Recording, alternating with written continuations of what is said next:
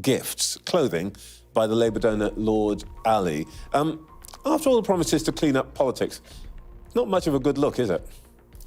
Oh, look, I think that a declaration was made to the Parliamentary Commissioner because Keir Starmer is facing the scandal of his life, and it's not just any political misstep. It's a revelation that could end his career. The UK media has just exposed Starmer's luxurious lifestyle, funded by millionaire backer Lord Ali, with stays in multi-million-pound townhouses, high-end gifts, and lavish perks, all underreported to the public. As trust in his leadership crumbles and the calls for his resignation grow, one question looms. Can he survive this, or is this the final nail in the coffin?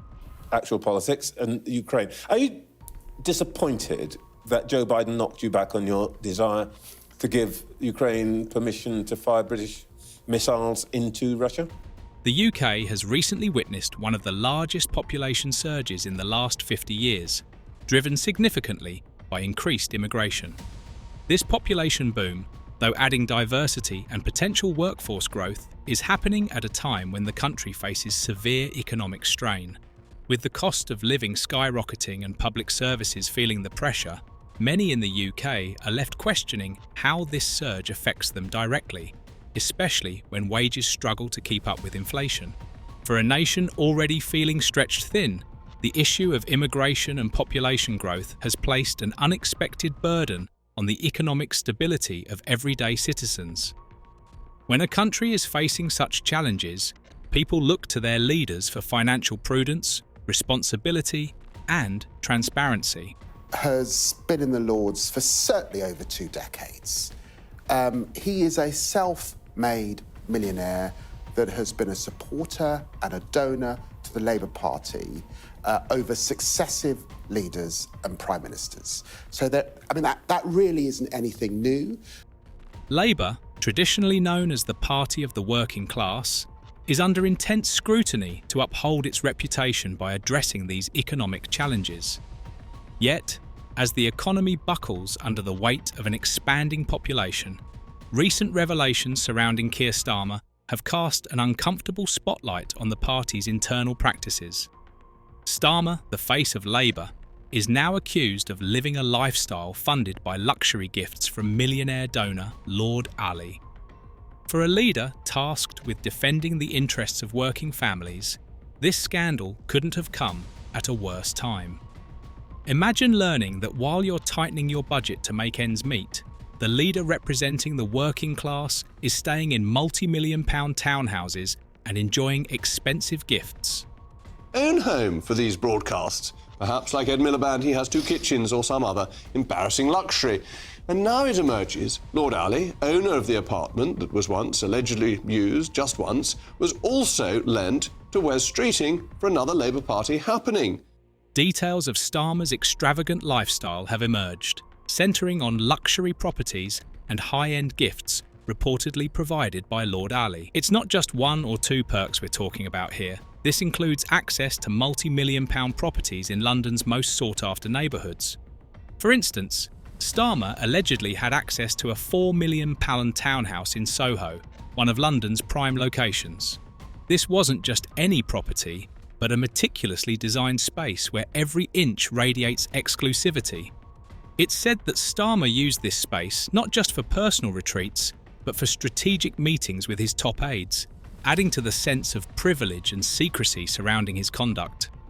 Such a townhouse isn't just a standard home.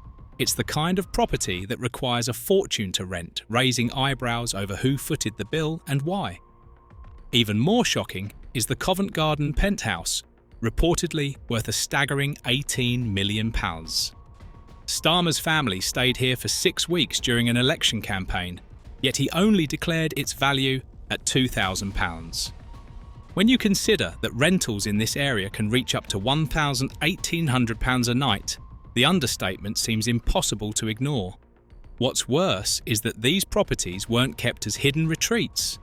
They were settings for important meetings involving Starmer's key allies and strategists, effectively creating a hidden world of influence and privilege that clashes with Labour's image of transparency.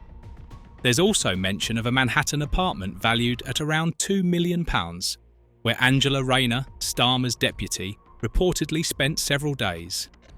Manhattan real estate is notoriously expensive, and such a residence doesn't come cheap, yet the reported value doesn't seem to align with actual market rates. Alongside these properties are the expensive clothing items gifted by Lord Ali, allegedly worth thousands of pounds each. These luxuries add up to a staggering list of benefits, leaving many to wonder about the full extent of undeclared perks. The level of wealth and privilege revealed by these leaks raises major questions about the ethical considerations within Labour's leadership, adding fuel to the fire of public outrage. £1.2 million to buy a house for her terminally ill sister. So the real question is, what does Lord Ali want for all of this? The nature of these donations interesting and distinctly personal. As an MP, there are clear expectations around transparency, especially when it comes to declaring gifts and perks. According to the MP Code of Conduct, members are required to declare any gift or hospitality that might influence their decision-making. The idea is simple. Transparency helps maintain trust between politicians and the public. But Keir Starmer's handling of the luxury benefits provided by Lord Ali has raised serious concerns about his adherence to these rules. By failing to disclose certain gifts fully, or by understating the values, Starmer not only skirted ethical boundaries, but may also have outright broken the rules laid down to prevent potential conflicts of interest. We also discussed the fact that the apartment was used for Starmer's COVID broadcast when it was decked out to look like his own home, even with pictures of his children in it. However, since then, more developments have emerged. In the TSG of the Covent Garden penthouse, Starmer declared the stay's value at only £2,000, despite its real worth being much higher. This discrepancy isn't just a minor oversight. It reflects a significant gap in transparency, especially given that public trust in politicians is already fragile. For many people, such undeclared perks represent a troubling pattern. If Starmer is willing to bend the rules over something as public as his declared wealth, it raises doubts about what else he might be willing to hide. And during a period when the economy is tight and ordinary families are struggling, such actions send a disheartening message. One of the most intriguing parts of this entire scandal is the way information seems to have been leaked. These weren't just accidental slips or casual revelations. Instead, it looks like a carefully orchestrated release of details. Each piece of information about Keir Starmer's alleged luxury lifestyle and undeclared gifts has come out methodically, almost like a slow drip designed to maximise impact. This pattern suggests that someone within Starmer's close circle may have deliberately chosen to expose him, raising questions about loyalty and discontent within his administration.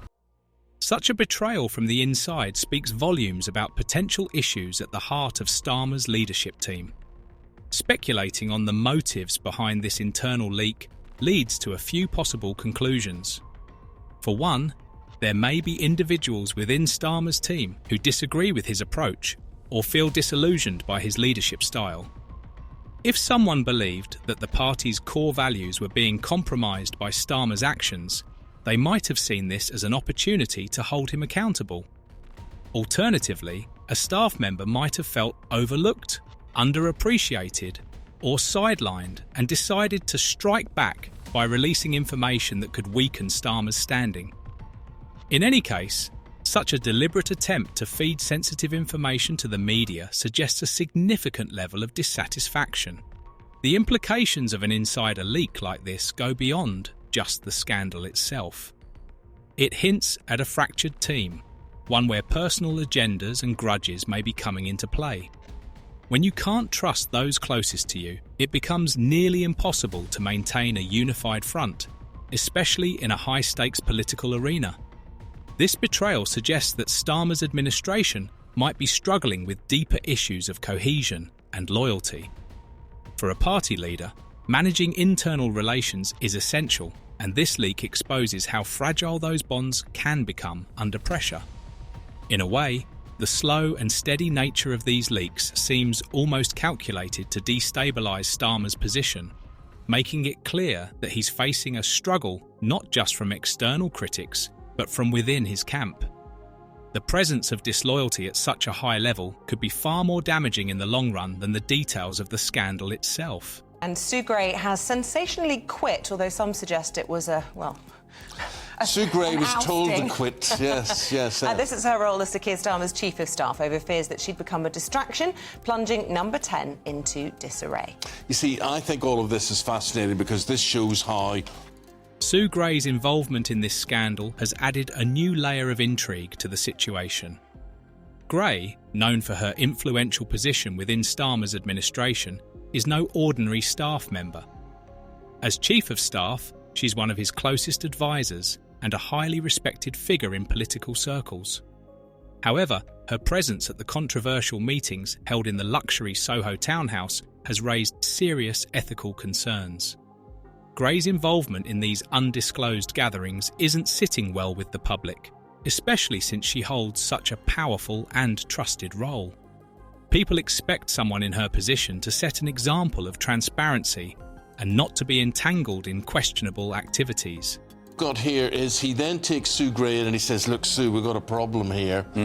You're boss woman here, but I can't have you as boss woman. Let's think of something else we can give you and make this look okay, and you can keep your 137,000 quid as well. I'm quite surprised by this new role. One of the biggest issues is how Gray's involvement changes the perception of Starmer's administration as a whole. She's seen as a figure who should embody the party's principles of accountability and openness. But her presence at these meetings creates a stark contradiction, casting doubt on the ethical standards of Starmer's leadership team. For the public, Gray's participation in undisclosed strategy meetings in an extravagant setting feels hypocritical, given the emphasis Labour places on being a party for the people.